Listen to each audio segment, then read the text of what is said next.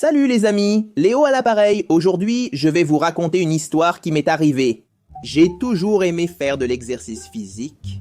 Une année, j'avais déménagé dans une ville qui offrait plusieurs activités pour les enfants. Et le meilleur, c'était gratuit. Ça m'a même fait transpirer. C'est alors que je me suis intéressé au karaté. J'adorais regarder des films d'action et des dessins animés de combat, ce qui m'a poussé à apprendre cet art martial. Les cours se déroulaient dans une salle de sport à 6 minutes de chez moi. J'y allais en vélo. Je le garais à l'intérieur avant de me changer. Il y avait 2 groupes, un à 8 heures et l'autre à 9 heures. Le premier était bondé, avec peu de place sur le tatami. C'était le chaos. Quand un élève donnait un coup de poing, il bousculait son voisin qui tombait sur celui de derrière. Dans mon groupe, le deuxième, nous n'étions que 4 enfants, dont 3 frères. 2 filles et un garçon plus jeune. C'est alors que j'ai commencé à m'entraîner. On devait faire des étirements, des abdos, des pompes, plein de choses au début du cours pour améliorer notre condition physique. On apprenait plein de coups dont je n'avais même pas idée qu'ils existaient. Des coups de main, des coups de pied, c'était fou, mec. Il y avait des moments du cours où on devait appliquer ces coups sur des sacs de sable. Je me souviens de la première démonstration du professeur lorsqu'il nous a demandé de frapper le sac. Il a donné un super coup de poing et le truc a volé en arrière. Je pensais qu'il était facile de frapper ce sac. Quelle illusion! J'y ai mis toute ma force. On aurait dit que j'avais frappé un pilier en béton.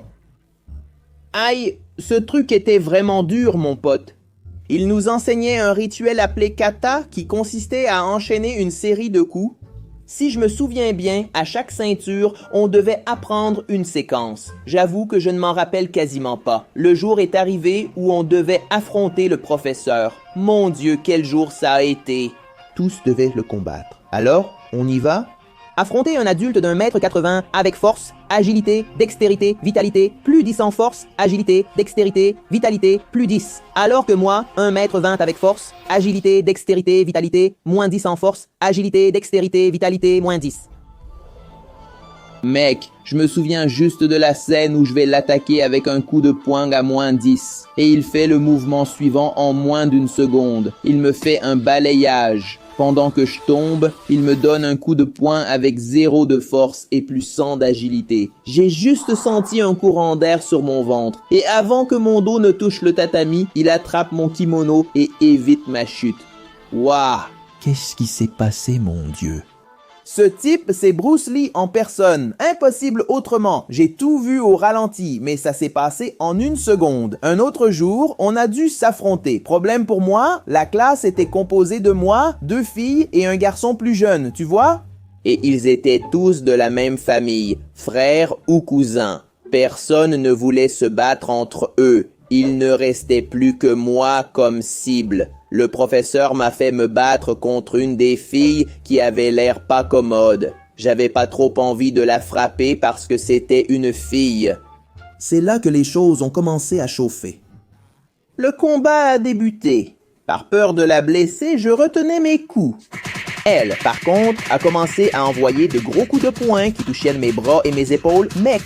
Elle n'avait aucun respect pour l'esprit sportif. Son seul but était de me démolir et de me voir au tapis.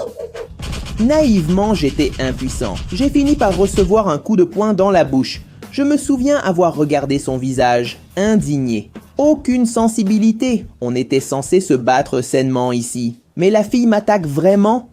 C'est quoi ce délire? Après avoir pris 1 tonne de coups, être devenu un vrai punching ball, le professeur a arrêté le combat. Depuis, je ne veux plus entendre parler de karaté. Et je suis allé faire un autre sport. Salut les amis, ici Léo et je vais vous raconter une histoire qui m'est arrivée.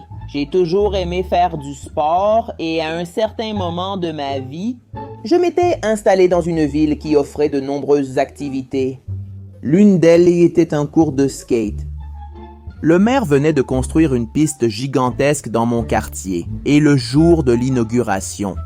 La piste était bondée et je me suis retrouvé face à plein de gens qui faisaient des figures extrêmes. Je n'avais jamais fait de skate.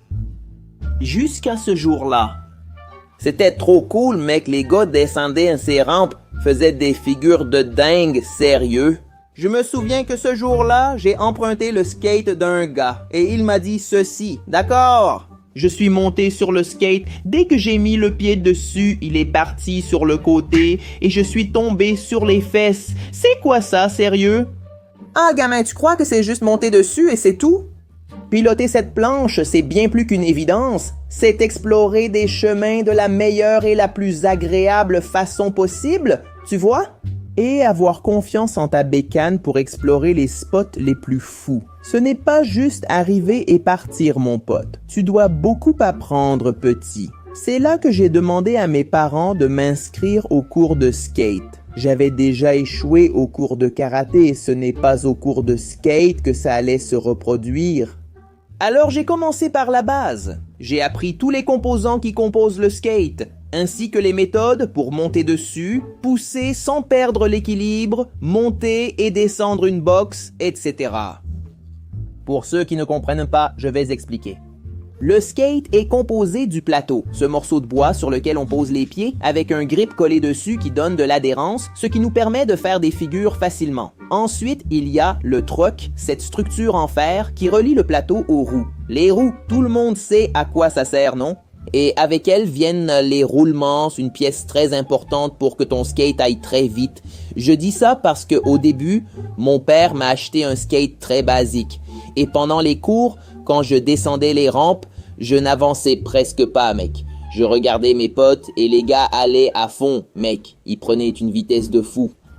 Je n'ai pas compris jusqu'à ce que le prof en parle, que les roulements sont importants pour que ta planche aille vite. Je suis devenu un vrai rat de skatepark, mon pote. J'allais au cours, j'apprenais les trucs et le soir, j'y retournais pour rouler encore. J'ai commencé à prendre le coup et à progresser petit à petit. Je ne tombais plus toutes les demi-secondes, ça prenait 2 ou 3 secondes maintenant. Mais il y avait un obstacle qui allait devenir mon pire cauchemar, descendre la halfpipe. Mec, comment quelqu'un peut réussir à dropper un truc pareil? Dans ma tête, je trouvais ça impossible, mec. Défier les lois de la gravité avec 4 petites roues sous les pieds, c'est de la folie. Mais un jour, après avoir appris à descendre toutes les autres rampes, il ne restait plus que la halfpipe. Et le prof est venu nous montrer comment faire. Il a d'abord fait la démonstration, il a dit qu'il ne fallait pas hésiter, mais avoir de la conviction dans le mouvement. Tout le corps dans un seul mouvement. Il s'est positionné et il est descendu tranquille, comme si de rien n'était. Puis c'était au tour de mon pote d'essayer. Il a posé le pied, mais il n'a pas été ferme. Il a laissé la planche glisser. Et si le prof ne l'avait pas rattrapé, il se serait éclaté, mec. Purée, quel idiot ce gars. Il n'a pas fait comme le prof avait dit. Quel boulet. Alors j'y suis allé. Je me sentais confiant parce que j'avais vu comment il fallait faire, non? Aucune erreur possible. J'ai donc dit au prof que je n'avais pas besoin d'aide.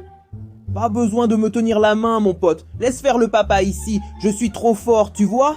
Je suis vraiment balèze. Alors, quand je me suis positionné et que je suis descendu, la même chose est arrivée, mec. Le skate est parti et j'ai roulé par terre. Je me suis écorché partout et je me suis même cogné la tête contre le sol. Ça a été la plus grande leçon que j'ai apprise. Donc, après des semaines d'essais, j'ai enfin réussi à descendre la halfpipe. Mec, quelle sensation incroyable. Ensuite, d'autres défis sont arrivés, bien plus difficiles, et ils m'ont valu plein d'hématomes sur tout le corps. J'espère que vous avez aimé cette vidéo, mes amis. Dites-moi dans les commentaires si vous avez déjà fait du skate ou un autre sport extrême. Je vais m'arrêter là, hein? Merci. Salut mes amis, ici Léo, et les gars, je vais vous raconter un truc qui m'est arrivé ces derniers jours, mec, récemment, tu vois. Le truc était fou, écoute ça. J'étais là, tu vois, dans le bus, en train de rentrer à la maison après une journée fatigante, épuisante, traumatisante. Je crois même que ce mot n'existe pas. Ouais, bref. J'étais en train de rentrer, mec. Et d'un coup, frère, je vois un petit vieux, un papy. Il devait avoir genre 70 ans, tu vois? Il avait sa casquette baissée comme ça. On voyait à peine ses yeux et il était en train de dessiner le visage des gens qui étaient dans le bus, mes amis. C'est ça même, t'as bien entendu, le gars dessinait les gens du bus, il regardait la tête de la personne et il dessinait son visage. Tout le temps en train de dessiner comme ça. Parfois, il dessinait une personne, puis il envoyait une autre et il dessinait aussi. Enfin, il avait à peu près 9 dessins, là, tu vois. Il dessinait avec une planchette en carton. En dessous, il avait un carton pour s'appuyer et il dessinait avec son petit crayon, puis une petite dame qui était à côté de lui s'est levée et est partie s'asseoir au fond. Je réalise que la même petite dame est derrière moi, me demandant des informations sur l'emplacement d'un certain endroit. J'ai dit « Ah, je vais descendre là-bas près, je peux vous dire, madame. » Au moment où j'ai dit ça, elle est venue à côté de moi. Et puis elle a commencé à parler de ce type qui dessinait des gens, le visage des gens. Elle a commencé à parler du vieux, qu'il dessinait les gens. Il dessinait le visage des gens sans demander la permission. Et à la fin, au lieu de donner le dessin, il gardait les dessins. Elle dit qu'il a commencé à dessiner son petit bonnet. Quand il s'est approché de son visage, elle s'est enfuie et s'est assise derrière moi. Je m'étais même habitué au petit vieux. Je l'ai vu dessiner. Je me suis imaginé dessinant les passagers du bus à l'avenir. Mais la vieille est arrivée avec une théorie étrange. Elle disait qu'il prenait le visage des gens. C'est bien ça, mes amis. Qu'est-ce qu'il ferait avec votre visage au final? Personne ne sait. Peut-être qu'il avait un mur chez lui avec plusieurs visages de personnes inconnues. La petite vieille a dit que ce n'était pas une bonne chose, que c'était une histoire du diable, de voler le visage des autres dans la rue et de l'emmener chez soi. Il pouvait être un fou, un maniaque. Selon elle, elle ne prend même pas de photos avec sa famille, juste pour que les gens n'aient pas son image. Franchement, j'ai eu un peu peur de la petite vieille, et pas du monsieur qui dessinait les gens là-bas, tu vois? Elle a commencé à sortir plein de théories folles à ce sujet et j'ai même eu peur. Et la petite vieille était du genre à parler super fort, que tout le monde dans le bus pouvait entendre, tu vois? Et moi, j'étais super gêné à côté d'elle pendant qu'elle racontait plein de trucs. Elle disait qu'il servait à faire des portraits robots de criminels. Parce que si le criminel le voyait, il aurait super peur de lui. Il verrait la tête du malfaiteur, il redessinerait tout le truc. Et moi, j'étais là, mince mon Dieu, je veux juste partir d'ici. Tout ça parce que j'ai donné l'information que j'allais descendre près de cette vieille dame, mon Dieu. Je veux juste être tranquille pendant mon voyage, jusqu'à ce que ce soit l'heure de descendre à l'arrêt. J'ai dit au revoir à la vieille dame. Elle a pris ma main et a commencé à dire ceci. Merci, mon fils. Tu as été très gentil avec moi et tu m'as prêté attention. D'habitude, quand je commence à parler, les gens n'écoutent pas et s'en vont. Mais toi, tu as été très gentil. D'accord, madame. Merci, hein? Au revoir. J'y vais. Merci, je pars. Mon Dieu, il m'arrive vraiment des trucs dans le bus, je te jure. Ouf! Il t'est déjà arrivé un truc bizarre dans le bus? Commentez ci-dessous, je les lirai. Merci, mes amis. Likez et abonnez-vous à la chaîne. Personnellement, chaque fois que je compte sur la chance, je finis par échouer. C'est une constante dans ma vie. Mon premier souvenir, impliquant les Tazos, des cadeaux qu'on recevait, me vient à l'esprit dès que j'y pense. Quand on achetait ces petits snacks qu'on trouvait au supermarché, à l'épicerie, donc à chaque fois qu'on achetait ce snack, il y avait un Tazo avec un dessin, celui qu'on regardait à la télévision, imprimé dessus. C'était de la folie. Tout le monde que je connaissais, à l'école, dans la rue, partout, avait des Tazos. Je collectionnais ça. Hé les gars, regardez ce que je viens d'avoir. J'ai complété ma collection de Tazos. Waouh mec, comment t'as fait? J'en ai encore très peu. Je suis le roi des Tazos. Les enfants qui n'avaient pas d'argent pour acheter tout le temps des chips avec des Tazos inventaient de nouvelles façons d'en obtenir en se défiant les uns les autres. Chacun posait un Tazo face cachée, ce qui faisait 2 Tazos au total. Et il fallait prendre un autre Tazo et le lancer sur ces deux-là pour essayer de les retourner. Si tu y arrivais, tu devenais le propriétaire des Tazos. J'avoue que la récréation est devenue bien plus intéressante à cette époque. Tout le monde devenait fou, voulant gagner les Tazos des autres. Et Sabouguigno, je te défie à un duel de Tazo. Hein? Pas moi, je suis au-dessus de ça. Je ne me soumets pas à ces compétitions. T'as peur, t'as peur, t'as peur. Je m'en fiche, j'ai tous les Tazos. Vas-y, petit épi, t'es le meilleur. Allons-y.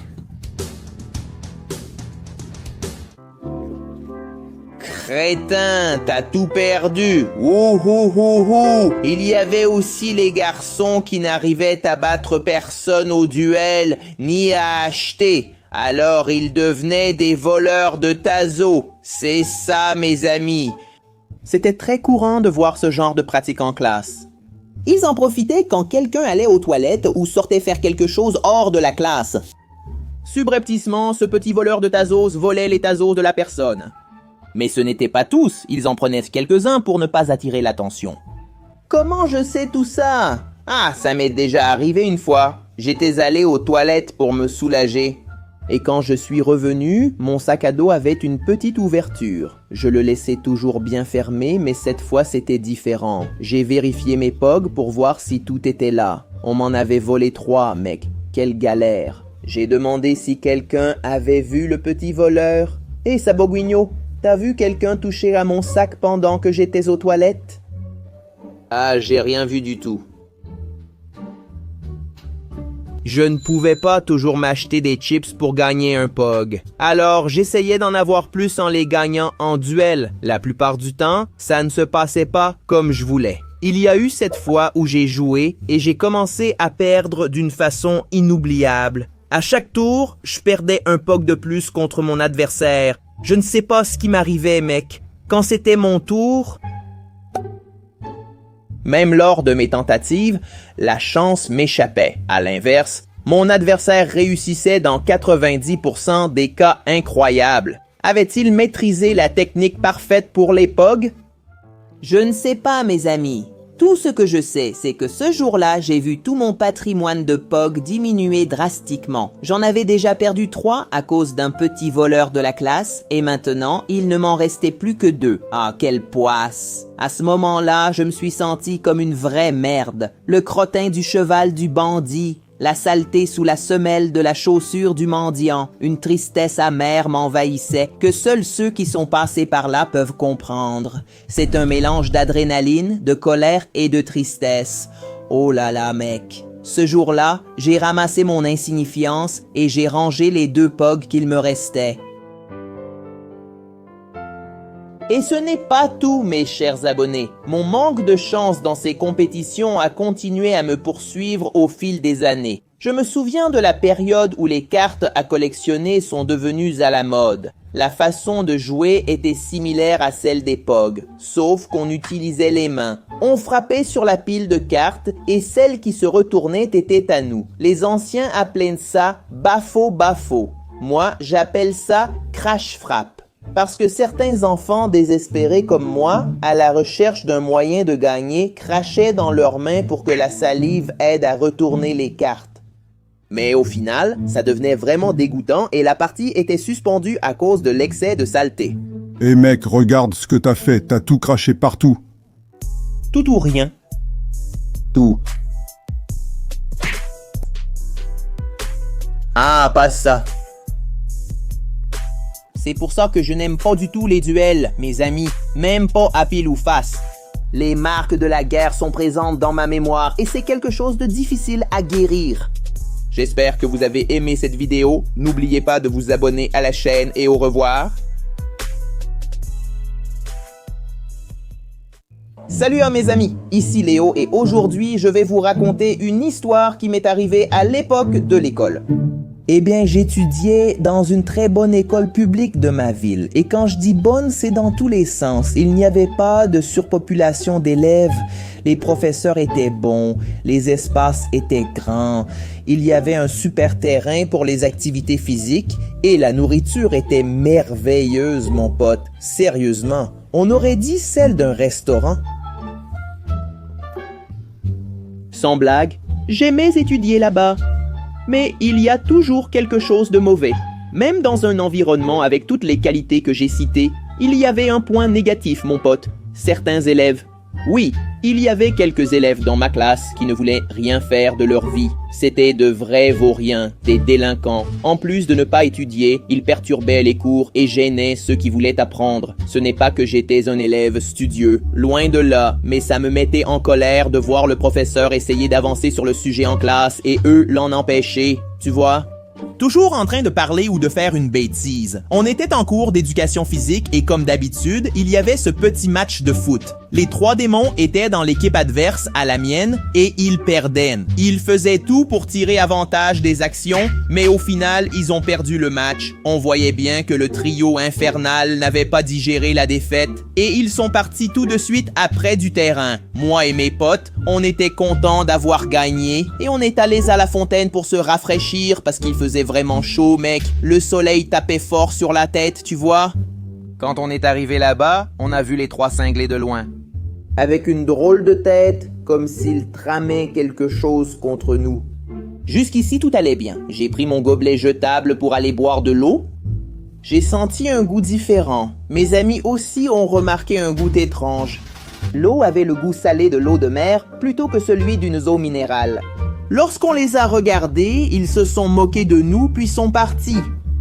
Après, on a compris ce qui s'était passé là, mes amis. En quittant le terrain, les fils de Lucifer sont allés à la fontaine. Ils ont soulevé la bonbonne. Ils ont pissé dans l'eau pour se venger d'avoir perdu le match. Oui, les gars. On a bu l'eau avec la pisse des fées, là.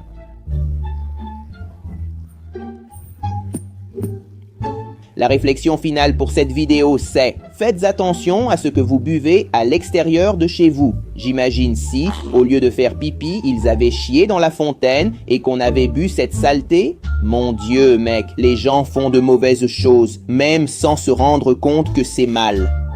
Voilà, mes amis, c'est ce qui s'est passé. Je suis resté traumatisé jusqu'à aujourd'hui. Vous voyez bien que je raconte encore cette histoire ici. Pourquoi? Car j'ai été traumatisé par cet acte insensé de ces créatures de Lucifer. C'est tout pour cette vidéo. J'espère qu'elle vous a plu. Abonnez-vous à la chaîne. Au revoir.